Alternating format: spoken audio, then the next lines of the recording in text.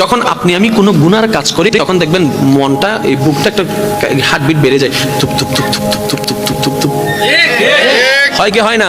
যখন আপনি কোনো অন্যায় কাজ করবেন গোপনে, নিজের একটু হার্টটা দেখবেন এটার স্পিড একটু বেড়ে যায়। তার মানে আপনার হার্টই আপনাকে জানাচ্ছে বান্দা করিস না, আল্লাহ নারাজ হবে, করিস না, আল্লাহ নারাজ হবে, করিস না। আমরা এটা বুঝতে পারি নাই, আমরা মনে করেছি এমনি হার্টবিট বেড়ে যায়, এমনি হার্টবিট বাড়ে নাই। ওই হার্টের মাধ্যমে আল্লাহ আপনাকে মেসেজ দিয়েছিল, আপনি আমি সেই মেসেজটা বুঝতে পারি নাই। কিন্তু তারপরে যখন গুনাহটা করি মনে মনে একটা জিনিস আমরা চাই, কেউ যেন না দেখে, কেউ যেন না জানে, কেউ যেন না দেখে, কেউ যেন না জানে। আপনি করছেন আল্লাহর অবাধ্যর কাজ, আল্লাহকে নারাজি করার কাজ, আল্লাহ জমিনে দাঁড়িয়ে। কিন্তু আবার যখন আপনি বলছেন কেউ যেন না দেখে, তখন আল্লাহ পাক আপনার ইজ্জত বাঁচানোর জন্য চতুর্দিকে পর্দা করে দেয়, দেখার মানুষ আর দেখতে পায় না। বলে ফেরেশতা বলে আল্লাহ তোমার হুকুম অমান্য করছে, তোমার জমিনে দাঁড়িয়ে তুমি তাকে প্রোটেক্ট দিচ্ছ।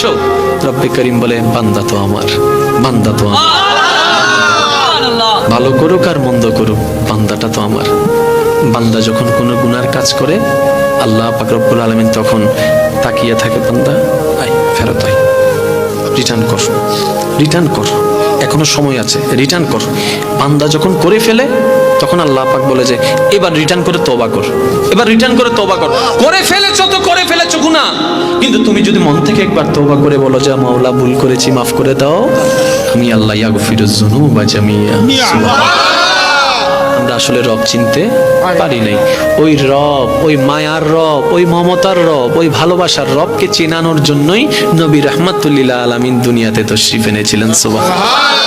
মনে রাখবেন ভাইয়েরা, নবী সাবজেক্টটা তর্কের বিষয় নয়, কোরআন সাবজেক্টটা তর্কের বিষয় নয়, এটা অনুভবের বিষয়, এটা গবেষণার বিষয়, ঠিক না বেঠিক?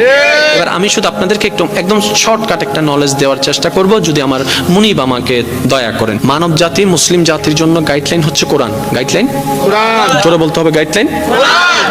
তো কোরআন থেকে আমরা গাইডলাইন নিব, সেভাবে জীবন যাপন করব, এটা হচ্ছে আমরা। আচ্ছা বলেন, নবীর একজন সাহাবা ছিল আবু বকর, সত্যের উপর ছিল না মিথ্যার উপর ছিল? আপনার আমার নবীর উপর কোরআন নাজিল শুরু হয়েছেন তখন নবীজির বয়স মোবারক কত? 40। কত? 40। শেষ হয়েছেন 63-তে, মানে 23টা বছর লেগেছে। একটু খেয়াল করবেন, কমপ্লিট কোরআন নাজিল হতে 23 বছর লেগেছে। কিন্তু এর আগে আবু বকর সিদ্দিক আকবর হয়ে গেছে। এখনো সম্পূর্ণ কোরআন নাজিল হয়, এখনো সম্পূর্ণ কোরআন নাজিল হওয়া শেষ হয়নি। কোন কোরআন? যে কোরআনটা আপনার আমার জন্য গাইডলাইন। প্রত্যেকটা আয়াত এখনো নাজিল হওয়া শেষ হয় নাই, কিন্তু Siddique Akbar success, Omar Farooq success, Osman Gani success, Maula Ali success. এবার আমরা প্রশ্ন করলাম, আমরা তো কোরআনকে দিয়ে সাকসেস হতে চাচ্ছি, কোরআনের সাজেশনের ছায়া তলে ওইটাকে মেনে সাকসেস হতে চাচ্ছি। আপনারা তো তখনই সাকসেস হয়ে গিয়েছেন, তখন কোরআন পরিপূর্ণ আসে নাই, সব হুকুম পরিপূর্ণ আসে নাই, সব আয়াত পরিপূর্ণ আসে নাই। How can possible? তখন সমস্ত সাহাবায়ে কেরামের দরবার থেকে উত্তর আসবে, একটা হচ্ছে থিওরিক্যাল আর একটা হচ্ছে প্র্যাকটিক্যাল, দুটোটাই হচ্ছে একটা। কোরআন হচ্ছে থিওরিক্যাল, ওই কোরআনে যা আছে নবী মুস্তাফার জীবনে প্র্যাকটিক্যাল তা আছে। বলেন সুবহানাল্লাহ। আমরা কোরআনটাকে যখন ফলো করতে পারি না, কারণ আমাদের হায়াতে তখন পরিপূর্ণতা আসে নাই, তখন আমরা কি করেছি? প্র্যাকটিক্যাল কোরআনকে ফলো করেছি। নবী মুস্তাফার উঠাকে, নবী মুস্তাফার বসাকে, নবী মুস্তাফার হাসাকে, নবী মুস্তাফার ব্যবসাকে, নবী মুস্তাফার আত্মীয়তা সম্পর্ককে, নবী মুস্তাফার চলাকে, নবী মুস্তাফার সমস্ত কিছুকে আমরা ফলো করতে শুরু করলাম।